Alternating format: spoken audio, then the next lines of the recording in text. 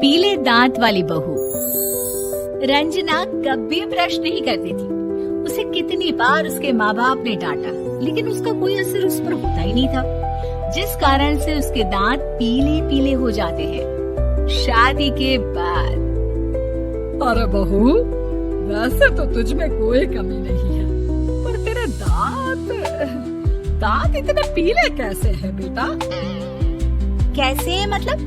कोई सर्जरी थोड़ी ना कराइए। वो तो क्या नाम, मैं ब्रश नहीं करती थी तो पीले हो गए। अब क्या करूं? आप कहें तो लाल करवा लूं या फिर काले? यार ये क्या है, क्यों माँ से लड़ रही हो? लड़ रही हूँ?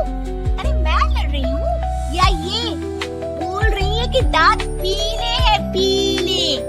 अरे तपस्या थोड़ी ना की है इन्हें पीले करने के लिए। बकायदा ब्रश नहीं किया है 20 साल तक, तब जाकर। छी, कैसी बात कर रही हो? ये उस वक्त तो पीले नहीं थे जब हम लोग तुम्हें देखने आए थे। अरे तब साफ करवा लिया होगा डेंटिस्ट के पास जाकर। अब देखो कैसे पीले पीले लग रहे हैं। रंजना सास की तरफ गुस्से से देखती है। फिर शुरू हो गई पीले पीले पीले। अरे पीले तो तब भी थे जब मेरे हाथ का रसगुल्ला उड़ा उड़ा कर खा रही थी और बोल रही थी, लड़की नहीं गुणों का खजाना दे रहे भाई साहब आप। अब वो लोग करते भी तो क्या करते, पीले दांत वाली बहू पल्ले पड़ी थी तो झेलना तो था ही। एक दिन कीर्तन में रंजना गाना गा रही थी। अरे कमला बहन, माँ का द्वार है, यहाँ तो सब शुद्ध होकर आते हैं, फिर अपनी बहू को ब्रश भी नहीं करवाती तुम। दूर से पीले पीले दांत भक्ति में बाधा उत्पन्न कर रहे हैं। अरे कोई 2 साल की बच्ची थोड़ी ना लेकर आई हूँ मैं बहू बनाकर। अच्छी खासी लड़की है, अरे कैसे करवाऊं ब्रश? ये तो उसे खुद करना चाहिए ना। अब माँ बाप तो इसके जैसे तैसे निपटा दिए, ये नहीं सोचा कि सास कैसे संभालेगी। सास बहू को लेकर घर आ जाती है, लेकिन सोच लेती है कि अब इसे लेकर कहीं नहीं जाएगी। अगले रोज बहू कहती है, अरे क्या हो गया, मंदिर नहीं जाना क्या? कीर्तन का वक्त हो रहा है। मेरी मधुर वाणी से कान्हा जी जागते हैं और सोते हैं। आप तो जानती है ना उनकी भक्ति में कितना मन लगता है मेरा। वो क्या है ना, तबीयत ठीक नहीं लग रही है मेरी, आराम करूंगी मैं। तबीयत ठीक नहीं लग रही? अभी तो मिथुन के गाने पर नाच रही थी आप, और अब बोल रही है कि तबीयत ठीक नहीं लग रही। अरे भक्ति में मन लगा लो सासू माँ, ऊपर जाना है, क्या मुंह दिखाओगी आप? हाँ? सास को बहू की बात पर गुस्सा आ जाता है। मैं क्या मुंह दिखाऊंगी, इसकी चिंता तो ना कर, समझी? अपने मुंह की चिंता कर, जो ये पीले पीले दांत लेकर हर जगह पहुंच जाती है। पता है लोग कितना मजाक बनाते हैं। ना जी ना, मैं नहीं जाना कहीं तेरे साथ। तो ये बात है, कोई ना, मत जाओ, मैं अपने कमरे में ही बैठकर भक्ति कर लूंगी। ऊपर वाला दांत थोड़ी ना देखता है, मन देखता है, भावना देखता है। और अरे बस, तू सब कुछ दिखा, बस ये सफेद चमकदार दांत ना दिखाना किसी को, है? जा यहाँ से। बहू को सास की बात का कोई फर्क नहीं पड़ता, वो तो जैसी थी वैसी ही रह जाती है। सुबह नहाकर किचन में खाना बनाना, फिर खाना खाना, कीर्तन भजन करना और सो जाना। एक दिन, माँ जी मैं सहेली के घर जा रही हूँ, शाम को लेट आऊंगी। हाँ, तो जाना, मैंने कौन सा तेरी आरती करनी है घर पर बैठकर। रंजना सहेली के घर जाती है, जहाँ वो पार्टी में जाने की तैयारी कर रही होती है।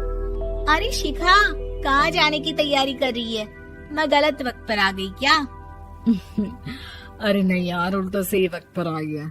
मैंने ये साड़ी और ज्वेलरी निकाली है यार, शाम को इनके ऑफिस की एक पार्टी में जाना है। बताना कैसा लग रहा है ये सब? नहीं यार, इस ड्रेस के साथ तो वो वाली ज्वेलरी अच्छी लगेगी। हाँ, सही बोल रही है, मैंने ध्यान ही नहीं दिया। वैसे तो हमेशा से मस्त फैशन सेंस रखती है। तो बड़ा जाती होगी ना पति के साथ पार्टी में। रंजना कुछ नहीं बोलती, बस सोचती है कि यार काश ये बात सही हो जाती, पर मैं क्यों नहीं जाती पार्टी में? क्या इन लोगों की कोई पार्टी होती नहीं होगी?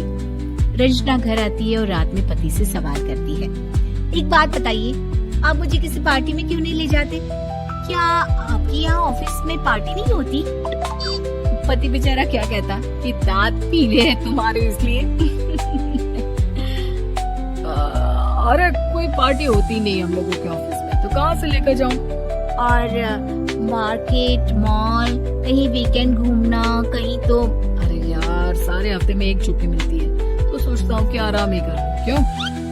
रंजना मन मार के रह जाती है।